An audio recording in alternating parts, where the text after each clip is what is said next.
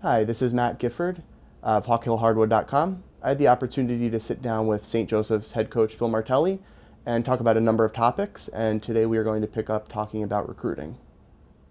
I asked people that are on the website to kind of come up with a couple questions for me to filter through and ask you, and the majority of them were recruiting based. I didn't want to turn this entire thing into that, but I had two. The first I thought was interesting, and the question dealt with the first live recruiting period that kicks off for you this weekend.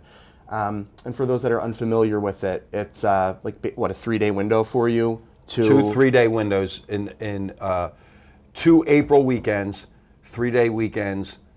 They cannot be the National Testing Day. Okay. They cannot be, they cannot be an SAT or an ACT date, and they cannot be, I think, the week after the Final Four. Okay. So that pushed it back to the last 2 weekends in April this year. Okay. So what I was wondering, obviously you have tournaments this weekend everywhere from New York City to Texas to Virginia to Pennsylvania. They're all over the place. The question that was asked was, how do you as a staff attempt to navigate what is crazy? I mean, you have people probably in 4 or 5 different locations that you want to see. And then between Mark and Jeff and Dave, they have locations to be. So how do you plan that? How do you schedule? Well, we probably start as early as February 1st, just identifying our guys, our key guys, who are you playing with in the spring, who are you playing with in the summer, and then the sneaker companies will have their locations out early, and we start to look at it based on priority guys. Okay. And also with the idea of being sensible. So for instance, I will be in Dallas, but I'm not getting on a plane to see a half a day in New York, or I'm not getting a half a day in Hampton. Right. Dave has Hampton, Jeff has New York, I have Dallas, Mark has there's 2 local tournaments that we want to cover. Okay. Next week, okay, what haven't I seen? I haven't seen EYBL, I haven't seen Under Armour. They're both in Indianapolis. I'm in Indianapolis. Got it. Mark's in Indianapolis, because we can cover 2 tournaments, 2 people. So it takes a lot of planning on your part to it's make sure extraordinary. that you're not leaving players out or neglected. And the other thing is, Matt, being honorable to the school. You know, just making up something today for this weekend or next Thursday for next weekend, that's not fair, because it's triple the cost. So why not? We're meticulous in planning it out. And this is where texting has gotten big. So I'll tell the kids, you could see my ball dome on the sideline. So that was actually kind of a follow-up I had for you. Will you notify I tell them that kids, I'm I'll be going here to be this there. day? I'm going to be there. I'm going to come back to that, but I'm going to be there, or look for the St. Joe shirt. Now, there's going to be 115 people watching some of these teams. Right. So, not naming a kid's name, but team finals going to have 150 coaches watching them in EYBL. Right. Well, the guys that we want to be seen, you know, they'll notice Dave Duda. Okay. With Under Armour. There's a guy in Under Armour who has expressed a lot of interest in St. Joseph's. He's going to know that Jeff Arnold is there. Okay. And that next weekend he will see me on the sideline. But I'll go back, Matt. We've taken great advantage with the 2018s of having face-to-face visits with families at high schools, whatever it would be. And I will say to them, how do you want me to recruit you in April? Do you want me at every game? Or do you want a St. Joseph's presence at every game? Or, if you're a guard, do you want me to be out there finding a big guy? Or, how about if I put you and say to you, what big guy do you like that we should track? So, I try to get them to buy into, I get this, I get Coach only has time now. If I've offered a scholarship, all I have now is my time. So, we have the list, we have names, we have it mapped out. I know what courts I'm going to be sitting on Friday. And then we have an additional list of guys that are Atlantic 10 possibilities that maybe we haven't seen. Okay. So I think it's great. I really do. I enjoy the heck out of this. It's not a social, it's work. And you'll never see St. Joe's doubled up. Okay. Because there's a lot to get done. Right. So everybody's going to be doing, even next week, Mark and I could be staying in the same hotel, but we'll each have our own car, and we'll be crossing like this, trying to go to see as many games as possible. And then May 1st, we'll reconvene, and I'll say, I know who I like now because I've done a lot of work with it this school year, but maybe it can be tweaked. Maybe number 1 at the 2 guard is now 2 at the 2 guard, and we'll move people around that way. Okay. And then the final question I had, Phil, again from someone on the site, and this is one maybe for you that's a little bit stickier to answer, so answer it how you can. And I'm not going name-wise at all here. But in light of things like the NFL draft coming up, there's the conversation about like big boards, and you have a list, and this is your tier, this is your tier, this is your tier. Listening to sports radio with the NFL, that's what they talk about. The NBA, they talk about those big boards. The question that was asked to me, kind of to pass on, I thought was fascinating. It was, say you have a position, pick a position, and you have a board. You have a number of guys that are on there. And you have, let's say, 10 names on that board, and you feel like you're involved with all of them. How do you handle a situation where guy 6 on that board really is expressing that he loves St. Joe's, or number 7 on that board, when maybe numbers 1 through 5 are still guys that you're in play with? This is it.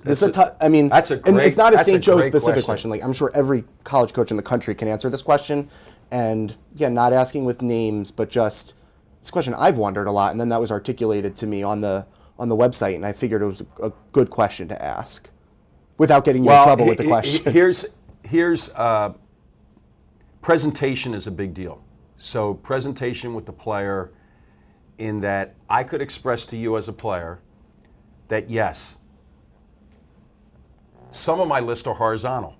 Okay. So there is a 6th guy. Some of my lists are vertical. So across the vertical list, so for instance, Shavar Newkirk, T. Smith, who's now at Duquesne, Antonio Woods, who's at Penn. Right. And there was a 4th guy. There was a 4th guard that year. And the list over the summer had become vertical. So it was really going to become first come, first serve. Shavar loved St. Joe's. Antonio Woods loved us.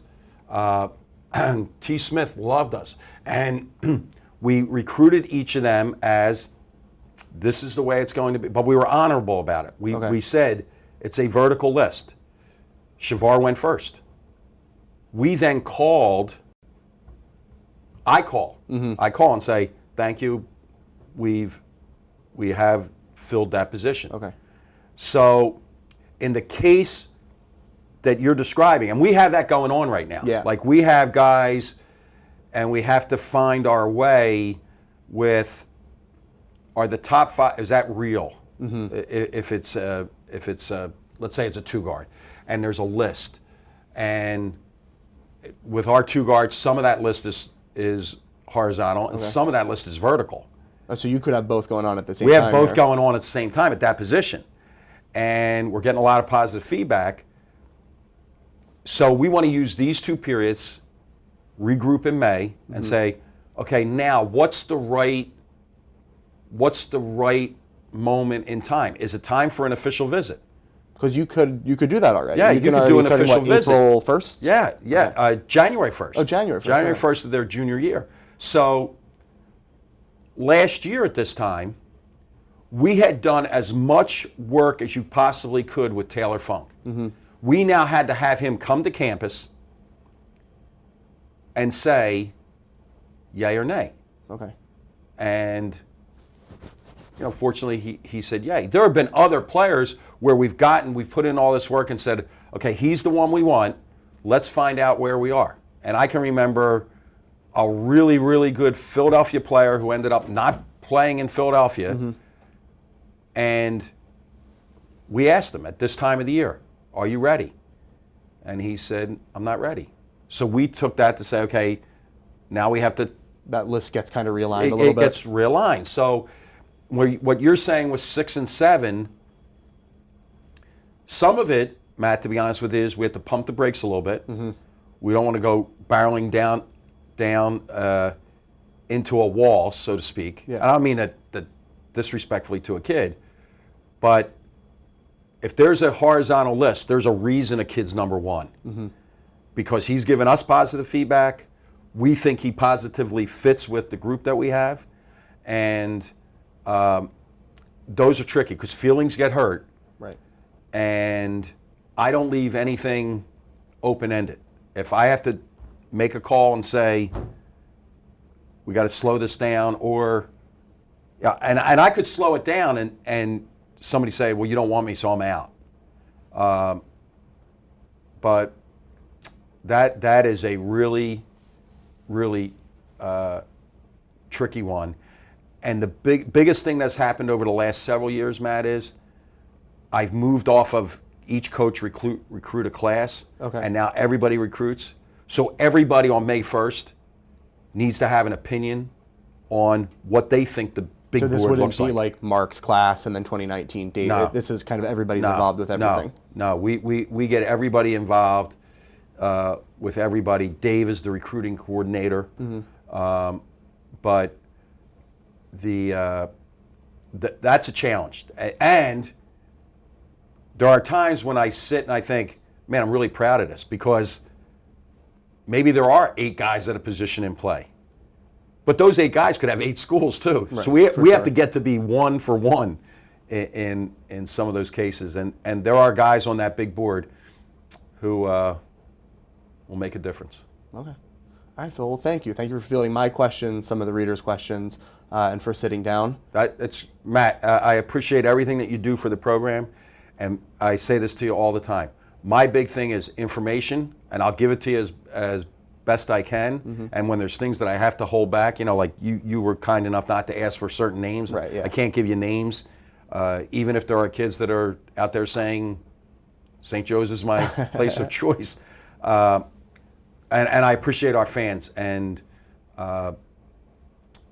stay with it. Everything's going to be, we're getting healthier, and I just want our fans to be healthy mentally, emotionally, psychologically, and let's go get another championship.